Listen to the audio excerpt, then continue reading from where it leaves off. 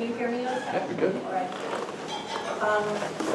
So I am going to begin by explaining our, our setup for this evening. And this is, I'll just give you a tiny bit of history. This idea came to me based on a game I played with my husband and daughter when my daughter was very young, where if we went to a museum in order to make the museum visit fun, we would go into a room and each one of us would pick our very favorite thing in that room. Silently, we would separate, and we would guess which painting or work of art the others in our group would have picked as their favorite.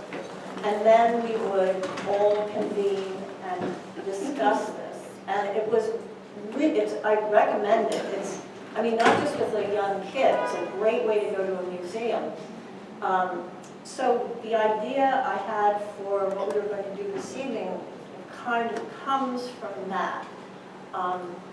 We are each, in a sort of round-robin way, going to make a guess at what we think was the point of inception, the beginning, where the novel began for each of our companions on this panel, and read a tiny passage illustrative of that guess. And then the author is going to say, "Are you kidding? That's not right." And, or maybe, "Oh my God, that is exactly right." And then read a passage which will be a slightly longer passage from their own book. And we're going to just round robin that way. And then we are going to open this up to questions from you. Okay, Yes. and Jessica's going to begin.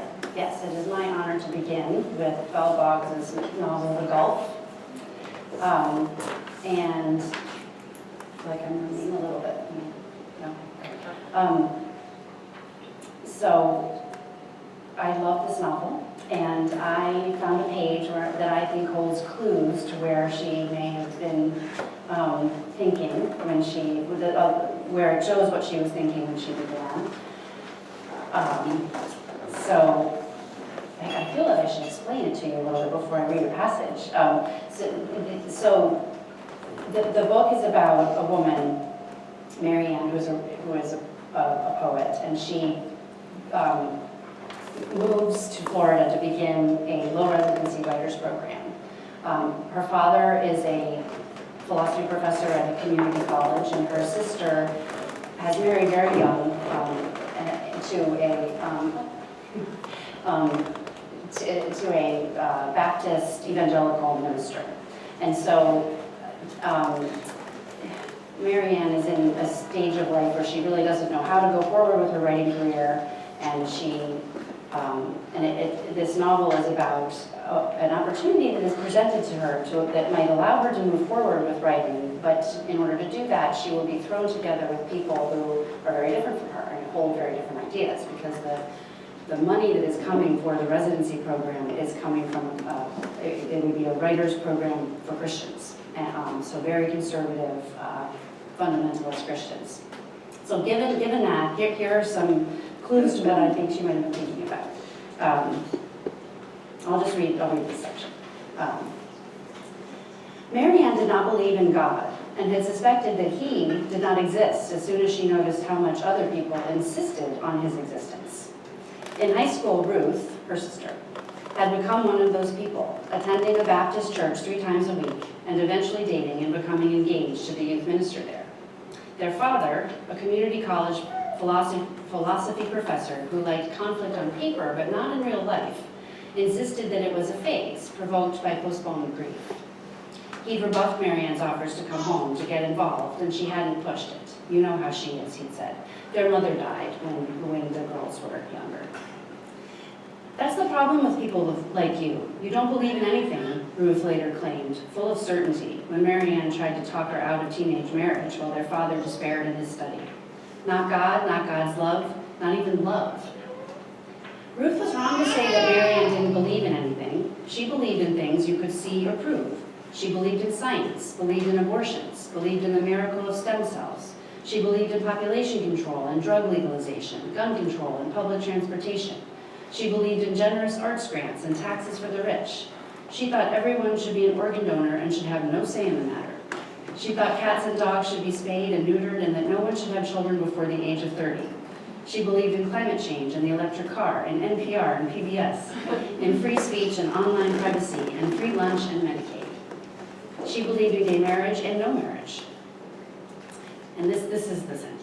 She had no business starting a school for people equally passionate about their own opposing opinions, people who clearly believed in God. Her father said as much when she told him she was moving to Florida to start an inspirational writing ranch for evangelical Christians. Okay. That is a super good guess. So I should say that when Kathryn suggested this idea, I really loved it. But at the same time, so this book, my novel, takes place in 2011, which is the year that I started writing it. And so it takes place during the time of the Obama administration when, at least where I'm from in Virginia, there's just tons of backlash and tons of Tea Party and hateful rhetoric, just in actual billboard signs along the side of the road. And that was what I was thinking about. I'm not going to read from that part, but I think anyway, so I think that was a really good guess. But at the same time, when Kathryn suggested the idea, and she also said, it might be boring to just start at the very beginning, then I thought, well, it's very hard for me to remember exactly what started, what I started with. And so I think it helps a little bit to think about when you're thinking about a project, especially a project that is a novel, which for me at least takes a while to write and undergoes a lot of changes, then it's kind of helpful to think about the direction you didn't go in. So this is the road taken.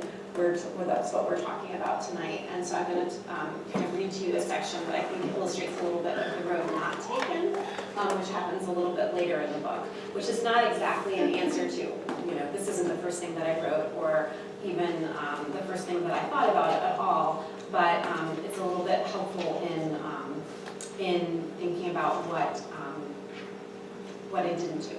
All right. So this is from chapter 7. I'll just read a little bit.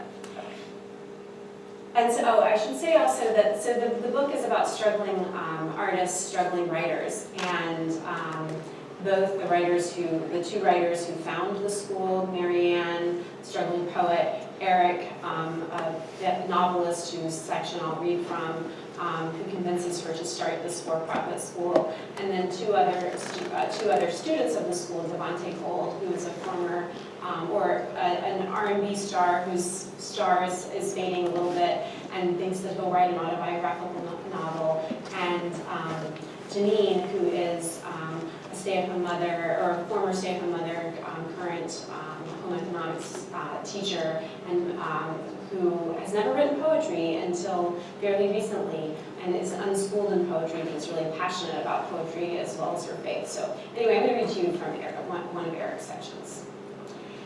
In the first year after Copper Creek's publication, Eric Osborne could not enter a bookstore without looking for it. Spotting its handsome, sepia-toned cover among the primary-colored jumble and clutter of other titles was like spotting a fellow fan of your college's basketball team in some faraway locale.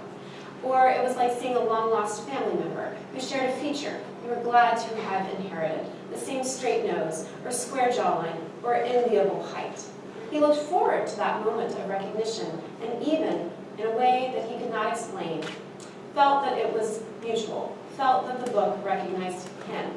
Because he liked to shop for few things other than books, Eric experienced these moments often, both in large and personal chain bookstores and small, charming, independent ones. For a short time, when he was traveling long distances to read to tiny audiences, he even had them in airport bookstores with their rotating kiosks of neck pillows and clip-on book lights. their gilded bookmarks and pillow-sized bags of trail mix. Sometimes he'd find copies in a promising stack among the front tables, but more often, especially as that first year approached its end, he'd find a single copy of Copper Creek shelved alone, along with more successful writers' paperbacks, between Vladimir Nabokov and Cynthia Ozick, or in less literary bookstores, in the airport ones staffed by neck-tattooed teens with little concept of alphabetical order, between Ozzy and Sharon Osbourne. For a while, Eric would quietly remove the book from its rightful or wrongful home and reshelve it on a staff favorites table, or even with the "coming soon to a theater near you" table. He felt like it was his duty to the book, and even to the publishers, with whom he was still on good and familiar terms. It felt like introducing a shy but very worthy and witty friend around at a party. How could you not? But now, 3 years out, Copper Creek's very presence in a bookstore embarrassed him. Not because it wasn't a good book, that hardly seemed to matter somehow, but because he was pretty sure, whenever he did see it, that it was one of the same copies he'd seen the first time he looked. He was pretty sure he'd seen the same 2,000 or 3,000 copies, and according to his royalty statements, was seeing them still. Copper Creek was remaindered in hardcover, and its paperback release, a small run, had not been reprinted. So it was not like going home and seeing some high school friend who used to brag about big plans hanging around at a Sheetz gas station, or watching a graying hometown man play the same seedy bar.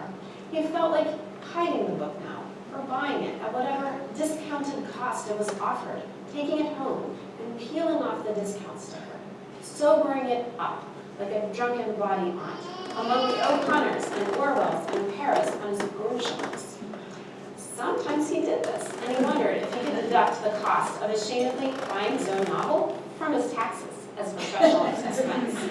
Occasionally, very occasionally, a bookstore clerk would notice that the name on his credit card and the name on Copper Creek's spine matched, and would make a comment.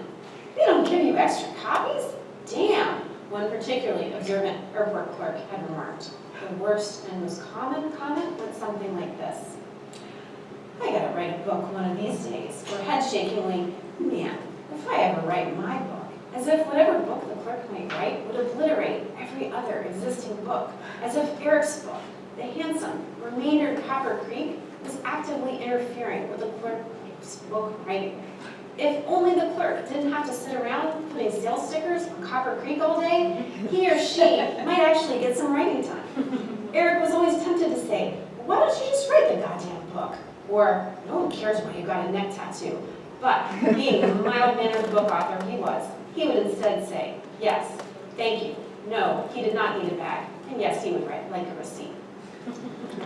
So what Kathryn's prompt made me think of was how when I started this book, I had actually put aside another book that I was writing that might have had the same kind of, I was about halfway done with this book that I thought was the book that I was supposed to be writing. It was historical, it was set in Virginia, where I'm from, where my first collection of stories are set, and you know, it kind of dealt with these themes that I've always been interested in. It might have had the same sort of, you know, sort of cover, I guess, sepia tones. Maybe called Copper Creek. But I realized, actually listening to Fiona McRae talk at I think it was at a like kind of panel talk at Bread Loaf, that it was not the book that I was you know, invested in. It wasn't the book that I was the kind of book that I wanted to write right then. And so I think sometimes the beginning of something can be what you know, what you don't do when you put something aside and then do something else.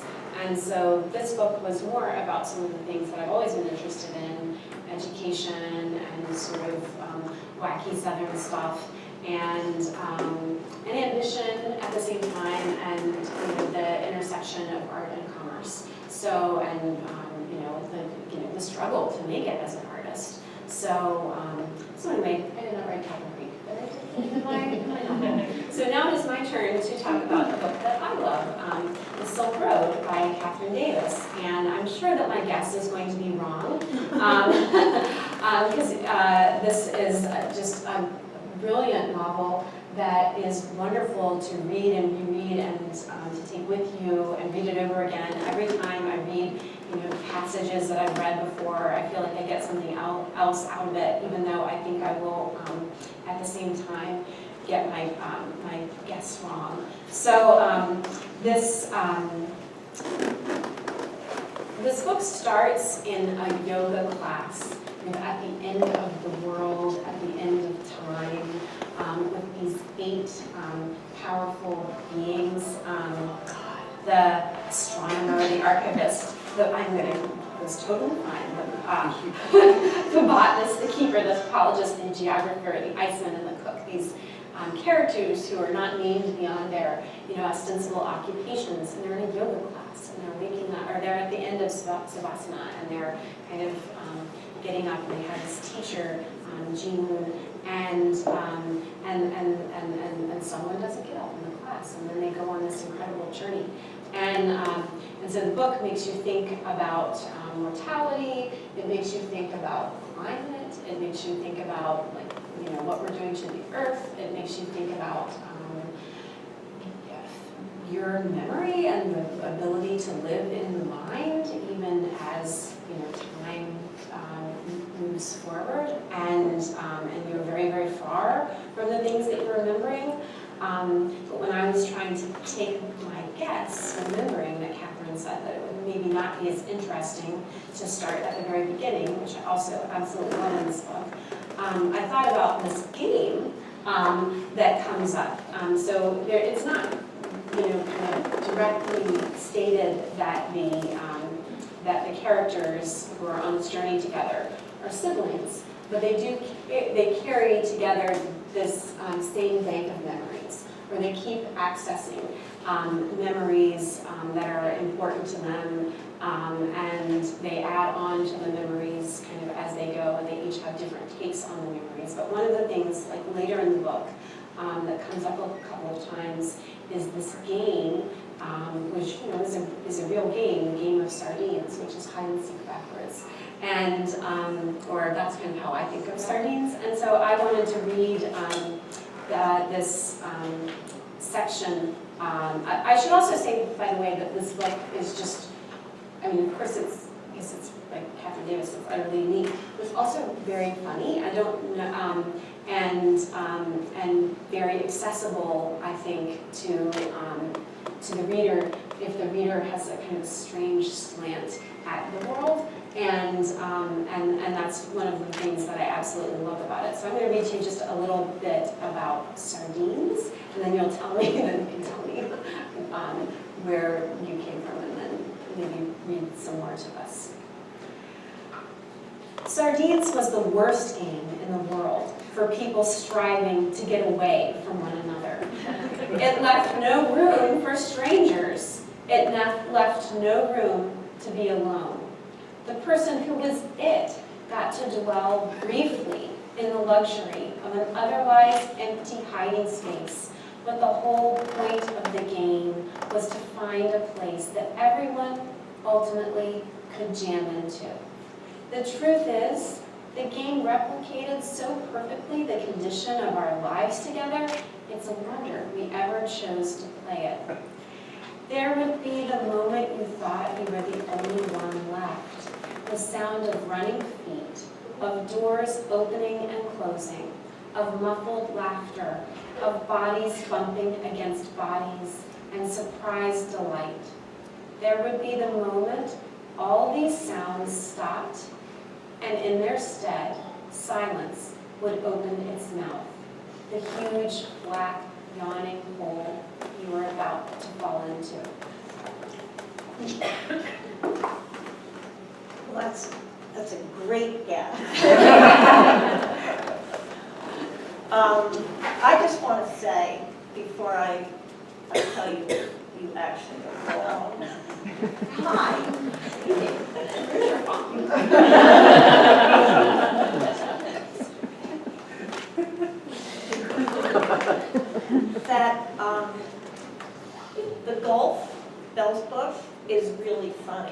I mean, you probably got Means a lot. a sense of that from what you read, but it is, it's a really funny book. I was laughing a lot when I was reading it. Me too, and I rarely laugh out loud. I laughed out loud at all. So, I think, this book came together for me from so many different places, and you can sort of tell that when you read it. It seems like a book that that had many points of origin that then all sort of came together on this one road. So, in a way, any answer would be right. But I think that the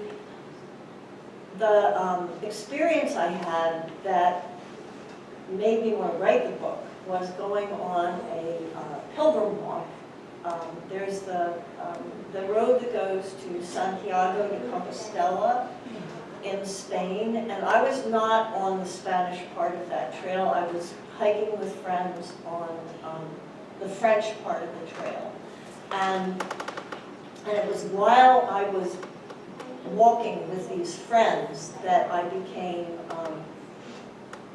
convinced that there was something I wanted to write. And there were other things, so even sardines, lots of things that were kind of flittering around me like bugs around your head. But it was walking on that trail that really drove me to write the book. And so I'm going to read a little passage that takes place on the trail.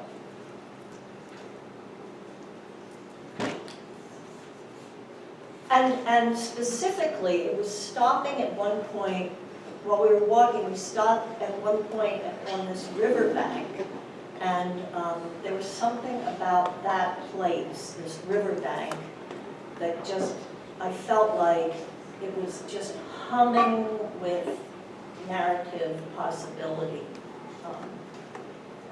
Why, I don't know. And then I just made all this up.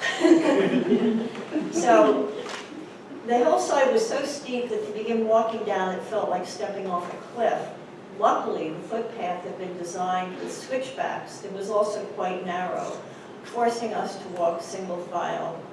Because of this, quite a lot of time elapsed before we realized the botanist wasn't with us, maybe not even until we got to the river.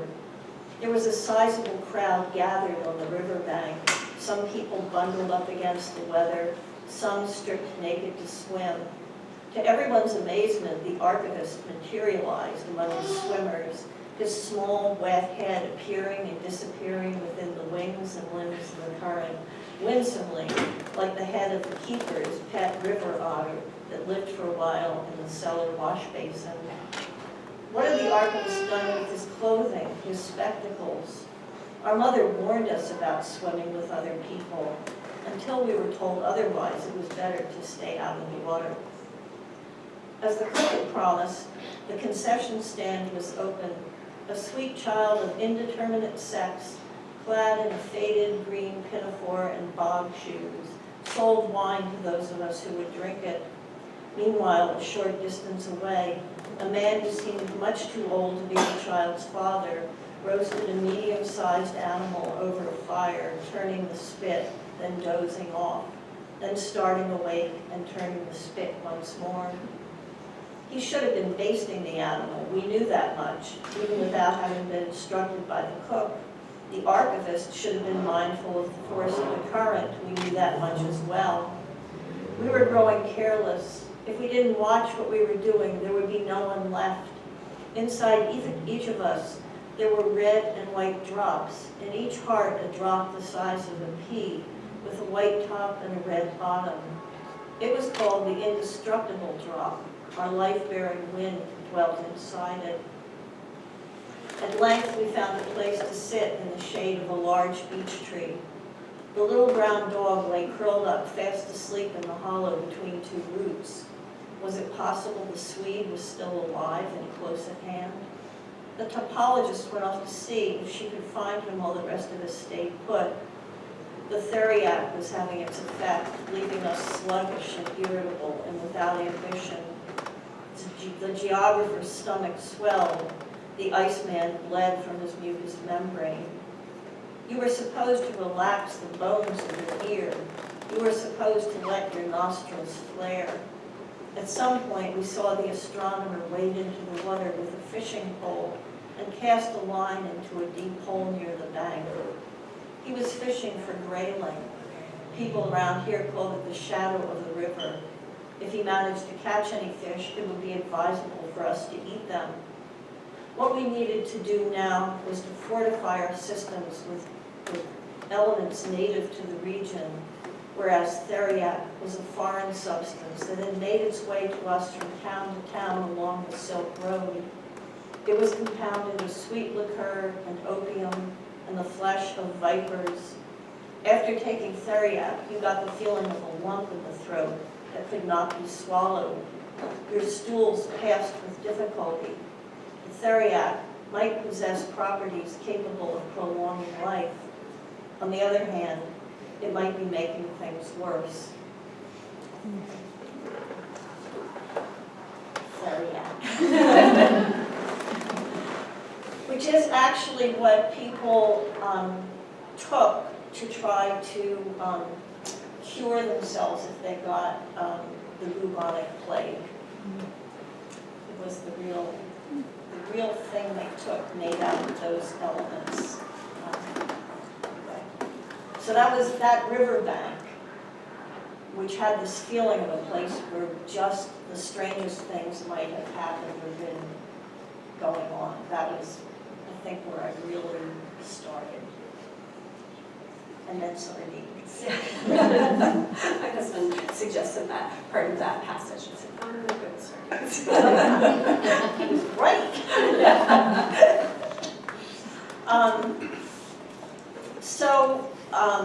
Rules for visiting. Jessica Francis Kane. I'm going to hold the book up. Thank you.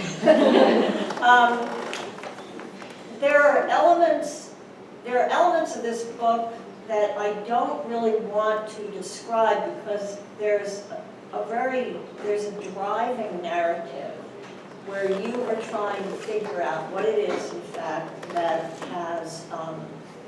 is hampering the main character, whose name is May, from moving on with her life in a certain way. And the novel just plays out little pieces of information bit by bit. So I don't want to tell you, where we end up or what we learn. I feel so convinced that this passage is where you started, but I know I'm not right. Oh, great, and then I'm in the position of telling the great Kathryn Davis that she's wrong. So one of the things I can tell you that doesn't give anything of the plot away is that May is trying to figure out a tree for her father that could be a memorial tree for him when he dies, and what tree that might be.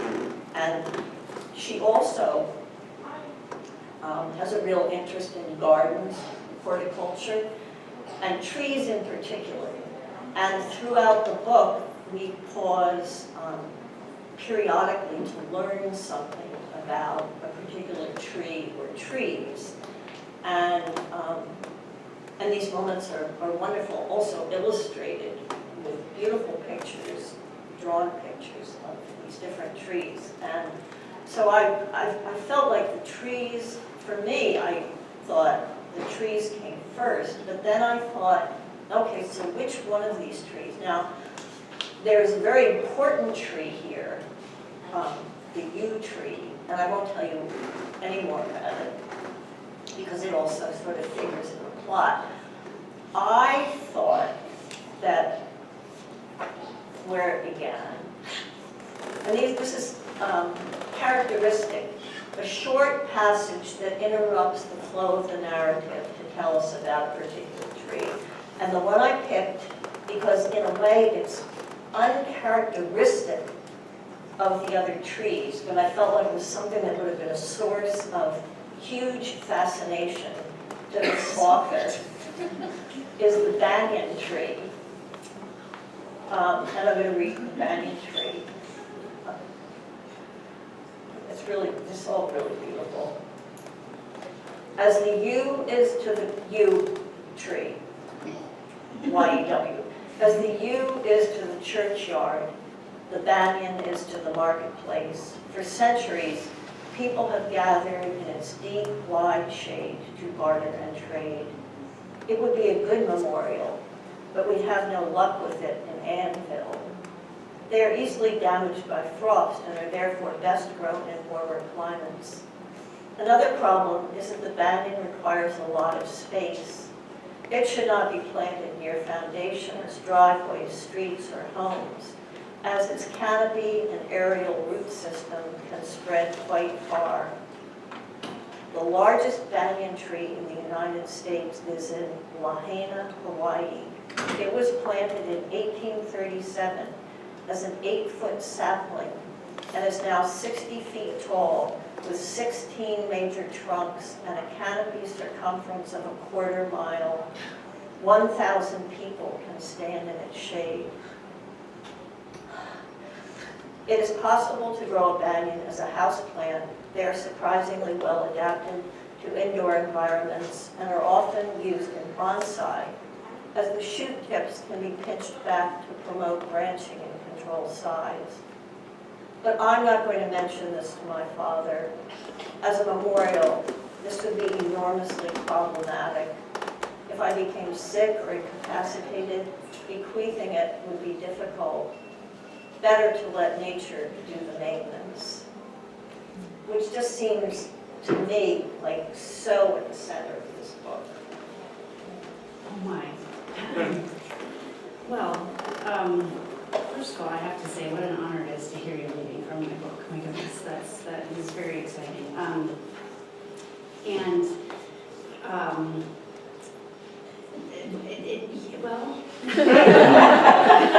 It's hard for me to explain this. In a way, you're not wrong, it may be that the trees were almost the truer starting point than what I thought the starting point was. So let me explain that. My own first notes towards this book start in 2003, and in that year, a writer named Amanda Davis had published a collection of stories and was out on tour for her first novel, a book called Wonder When You'll Miss Me. And her story collection is called Circling the Drain, by the way. Both books are still in print. And she was out on tour for her first novel, and her father, who had a small planes pilot license, was flying her around to her events. And in March of that year, the plane crashed, and she and her parents were killed. And that event really shook a lot of the publishing world at the time, because she was very beloved. She was a writer on the rise, and I never met her personally, but I'd been following her career, as I think many of us about that age were. I had published a collection of short stories, and I very much hoped to write a novel, but in 2003 I was at home with a newborn and feeling like a novel was out of reach. So I was very curious about her career and following her.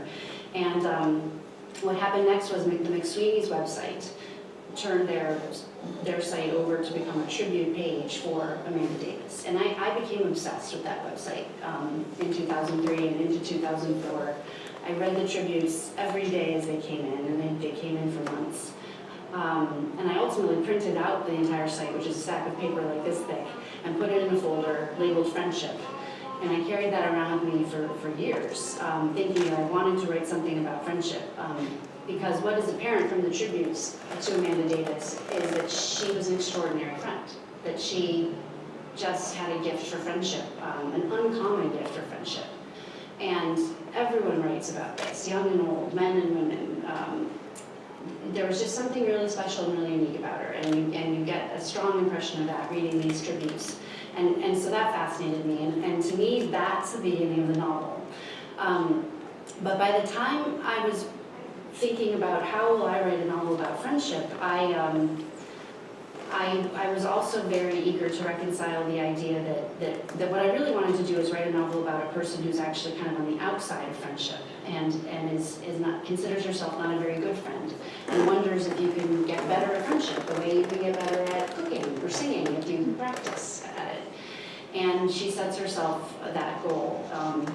which is not a kind of friendship book I'd seen on the shelves. I'd seen models that follow a group of friends who gather for a weekend and events happen and lives are changed. You know, that's kind of a model for a friendship book, and I like books like that.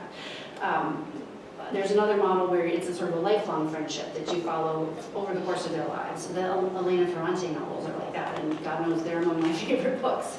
But what I didn't see on the shelf was a book about a person who thought that she wasn't very good at friendship, and that friendship was actually missing from her life in a significant way, that she reached a sort of impasse, and that there was a sadness behind her in the past that she wanted to reconcile. And how would she go about doing that?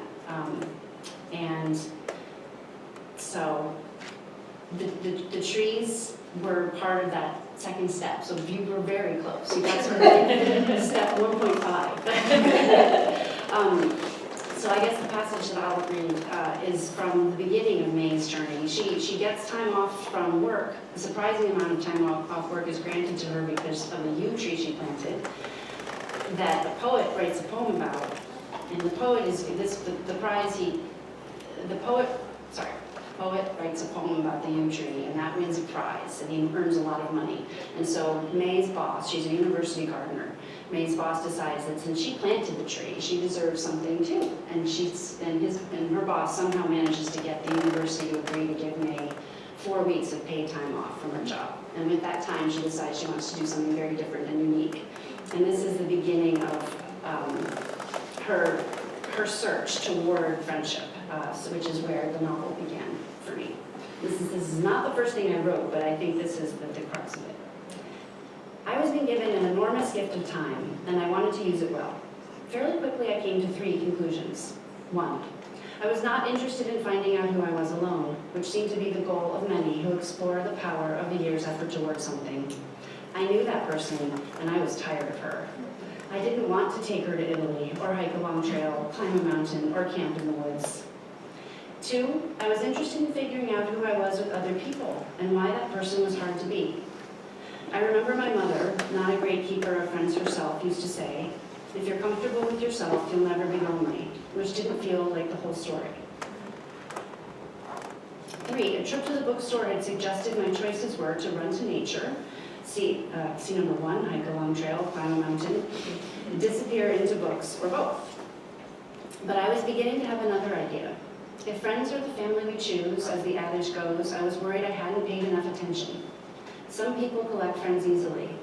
Others get to midlife, look around, sort of the way you might examine your living room when you need a new sofa and say, what do I have here? What is this room I've made? Halfway through life, I wasn't sure what I'd made. I finished my coffee, rolled up my blanket, and went home. I began looking for models to follow, women's adventure stories, not war-making or city-founding, but friend-gathering and family healing. But all I could find were what I began to think of as the Penelope model. While Odysseus roamed, Penelope stayed put.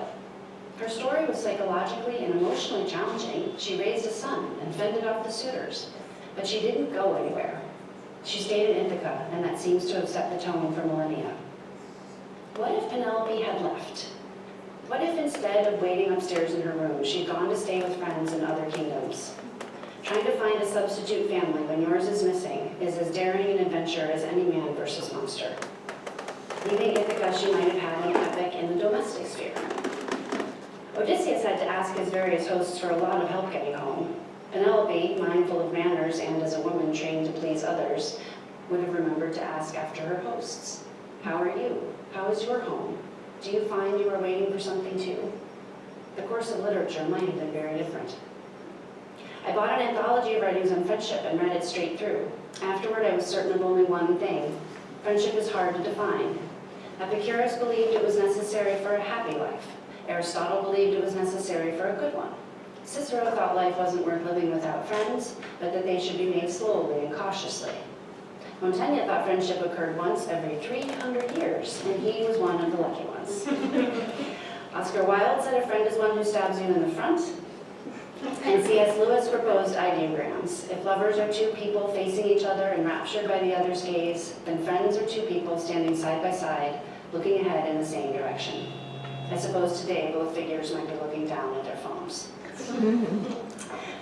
So that's May beginning her search toward friendship, but Kathryn, I think what I really was trying to do was gather for May the people under the banyan tree. I was trying to create a new, a community for a person like that. And so those tree pieces are very much at the heart of the book. So, I guess now question. Does anybody have Can we first give them a big round of Yeah. applause?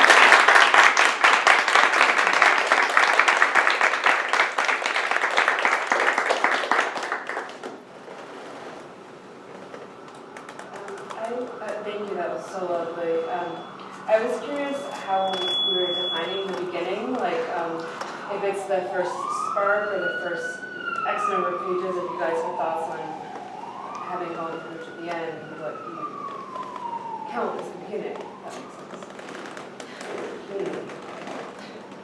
Well, I think part of the reason that I chose the section that I sort of went about it in a different way, thinking about, well, this is an example of something that I moved away from, and the choice to write a different novel than I had been working on is in part because when I thought about the first pages that I wrote, and the first draft of the novel when I began working with my editor, they don't exist anymore because of the revision process. They're just, there was a chapter that, and I'm the kind of writer who writes, and I'd be very interested to hear about what the process is, but I have to write, beginning and kind of, though it may not move chronologically, beginning to the middle to the end of a book.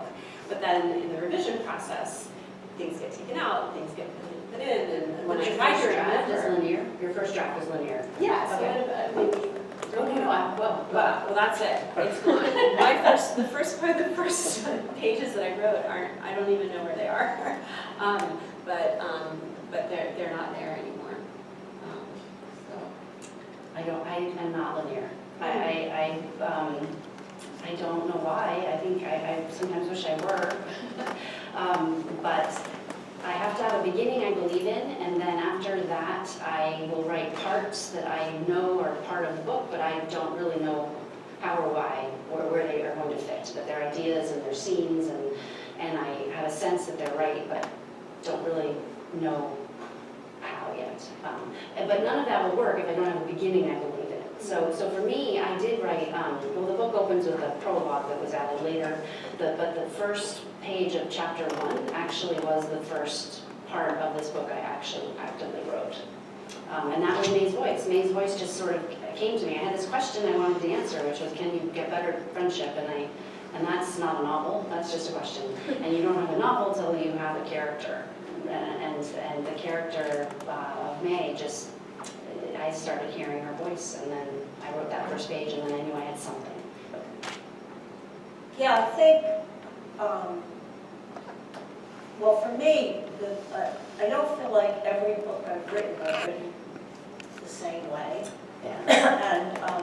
And this book was written sort of less sequentially than some of the others. Mm-hmm. But it was really important, and it's always really important to me, like you talked about hearing May's voice. And I feel like hearing the sound of the voice, whatever it is, the narrating voice, the narrative, if I don't have that, I have nothing. And so there can be some real false starts while you're trying to figure out what that is. I knew pretty early on that I wanted this to be narrated first person plural, so we, that there's this group, and but that the we should often feel just like an I. And once I knew that, then I was to say I was off and running. It's a little long, but there is something you need, I think everybody writing something as long as a novel, even if it's a really short novel like the Silk Road, like to be able to stay with it.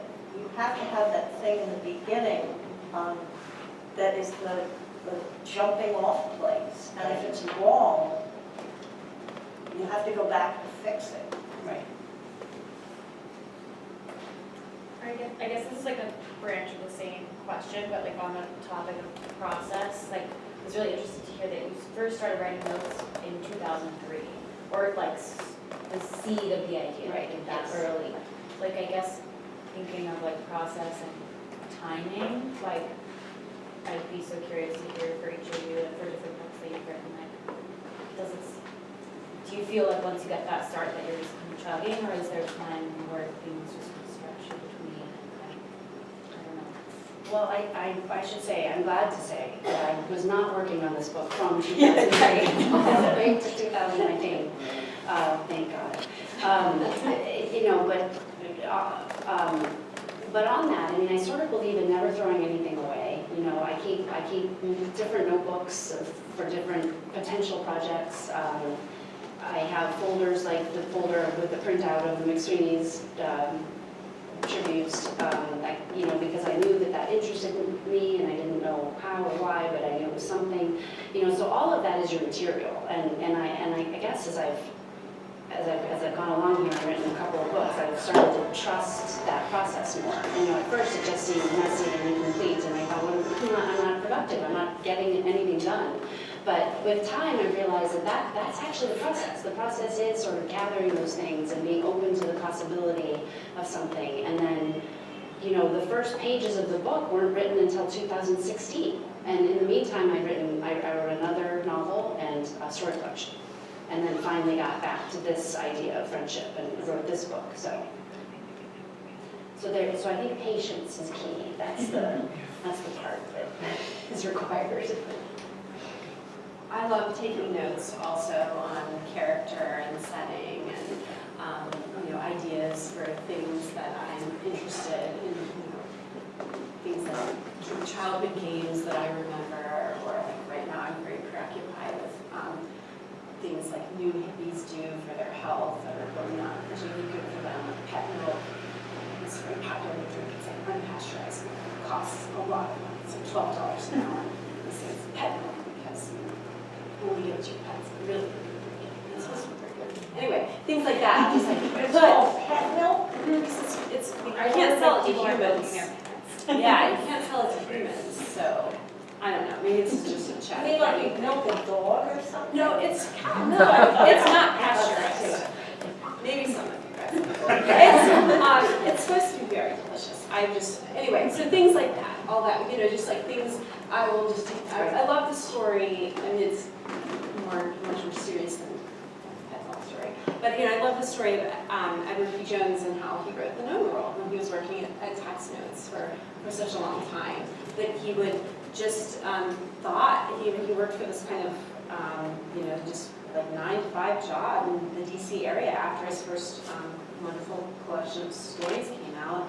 And, you know, and he was just taking notes about the characters for his, you know, Pulitzer Prize-winning novel for 10 years. And then when he had the opportunity to sit down and write the novel, you know, the novel just came to him. I mean, that's kind of a miracle sounding story, but it also has all those years of work built in. So that's kind of why I like taking notes. I do too. If you have your phone on airplane mode, how can it be ringing? That's a good question. I'm sorry, because I'm very embarrassed that that happened. My daughter came up to us. Said, "Hi, Mommy." That was charming.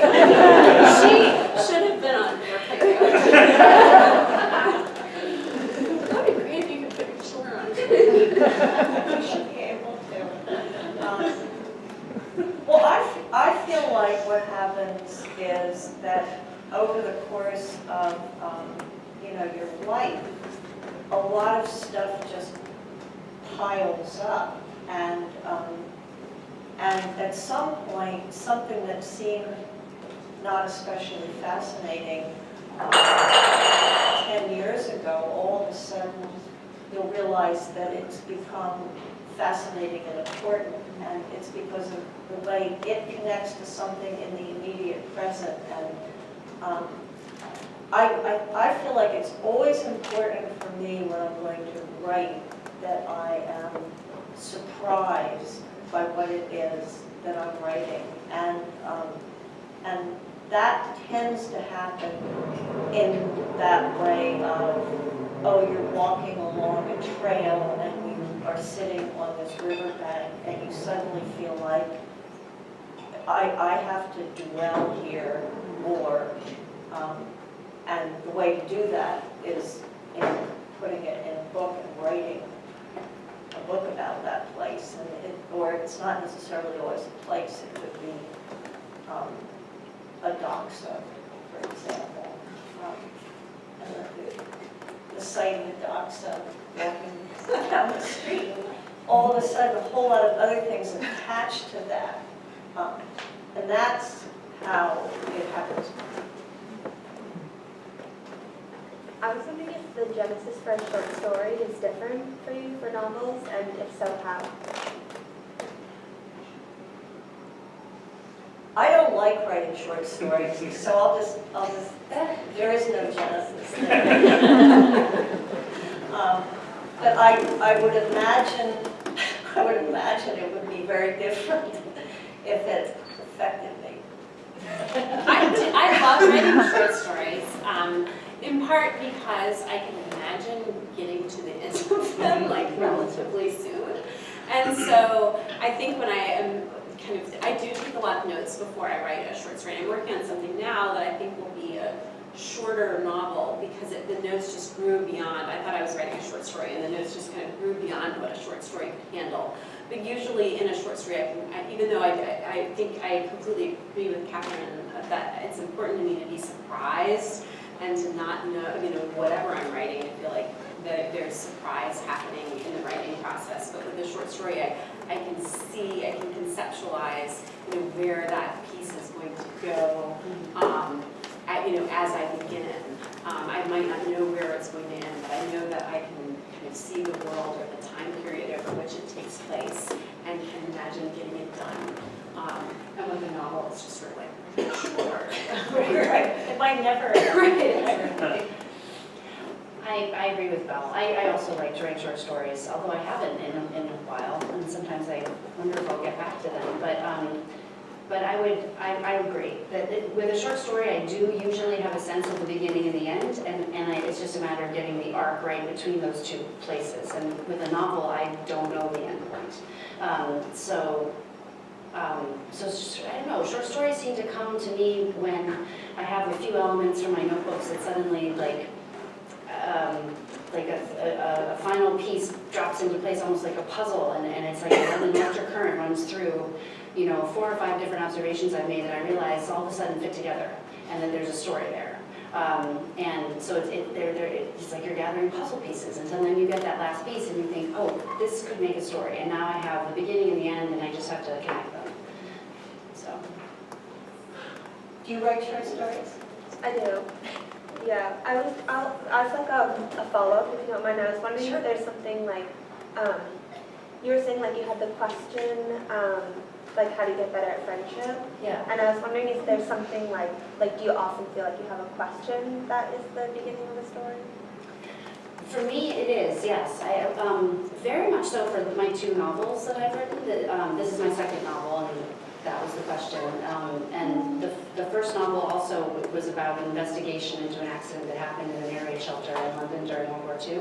And the question was, how do you write a public report into such a tragedy for the community in which it has happened? And so, but again, that's just a question and an idea, and I needed to start understanding the narrative voice. That novel's in third person, not first person, but as Kathryn was saying, you have to hear the narrative voice and of the magistrate who does the investigating. So for me, that's a good combination: a question with a character, and you just have to hope they'll come to you. You can't always make it happen. I have lots of questions that don't have any characters matched to them, and I have some characters who don't have questions. But I think it's always great to have a question. I mean, I think that that's sort of curiosity. I feel like, and I think this is true with my students, that one of the key components components of somebody who writes is just buckets of curiosity. And it can get funneled in different ways, but it certainly is it's a useful starting point, and it's also a really useful quality to have as you're continuing to write something as short as a short story or as long as a novel.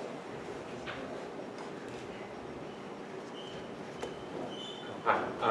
So all of you guys have commented on, and at least to me, it sounded like there's a pretty strong autobiographical thread to some of these books you've written, and it made me think of this line I read once from Guy de Maupassant, the French short story writer. And actually, if you've ever found it, it's like 2 sentences, and I'll read it just to give everyone some context. But it says, "The man who goes in for pure psychology can only substitute himself for all of his characters, for it is impossible for him to change his own organs, which are the only intermediaries between the outside world and ourselves." And when you guys were talking, it was making me think of, well, whether that is what your process looks like when you're creating characters, and whether you're kind of taking individual parts of yourself and kind of slotting them off into little cartridges of individual characters, and how that works. Because I don't know, I mean, that was just that's what I immediately thought of, was that line. So.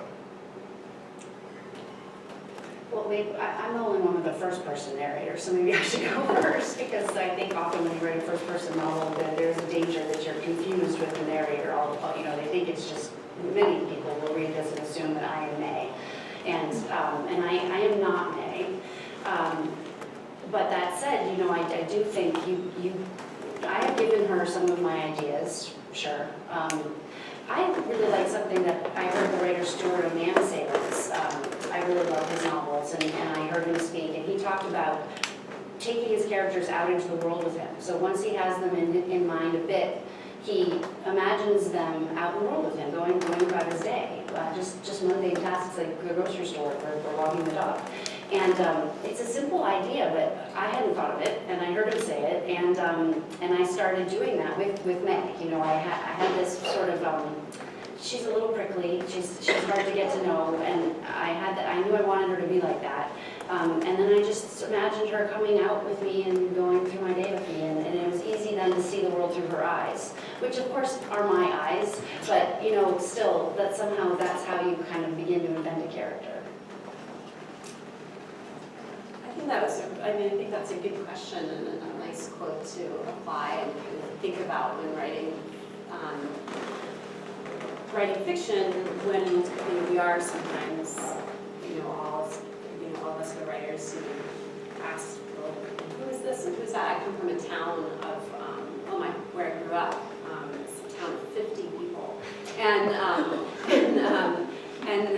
the Mattapony River in Virginia, and it's a very eccentric town, or it is a town of eccentrics. And like my poetry professor from college, who actually lives in that town, would actually bring his poetry workshop to our town, and then pair each of us writers up with a different member of town. And then just you spend time with this person, and then a poem will come to you.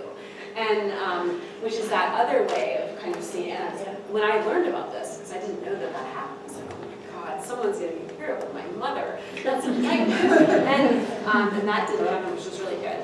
And then, of course, all the townspeople also were like, this guy, he is the eccentric one. This guy who jogs and is a professor and has a donkey named Donkey Quixote, and all of those kinds of things. So I think of both, where you are inspired by people that you encounter, and then and you also feel a sense of responsibility to kind of figure them out. And even as you're wrong, because you're creating a character, you're not actually representing this person. It's not fiction, you're creating a character, but you also feel empathetically, I'm trying to figure out what your deal is. And then the best way, of course, to do that is or for me, at least as a writer, I'm not speaking for other writers, part of that is thinking, well, how, what of my personality and who I am can I give to this person, or like what are the perspectives, memories, thoughts, irrationalities that I would apply to this character. Yeah, because I don't think there's any escaping, who you are when you write, even if you're writing a science fiction novel set on the planet Lava, and populated by Belle, sort of. I mean, it's all coming out of you, no matter how hard you might try to get around that fact. And I believe that the human imagination is actually capable of just about anything. And that imagination is what dwells in you. That said, there's, the imagination needs material to work with, and the material it works with is like, right now I'm just grabbing things from everybody in this room. But the people that you spend time with, the people you know, the people you've lived with,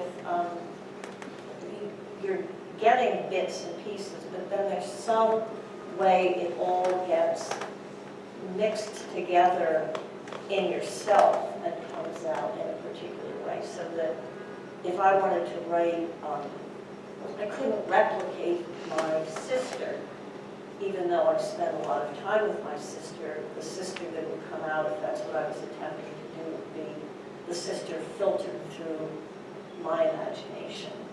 And with also pieces of other things added in. That's a really great passage you quoted. One more question. So it better be. No pressure.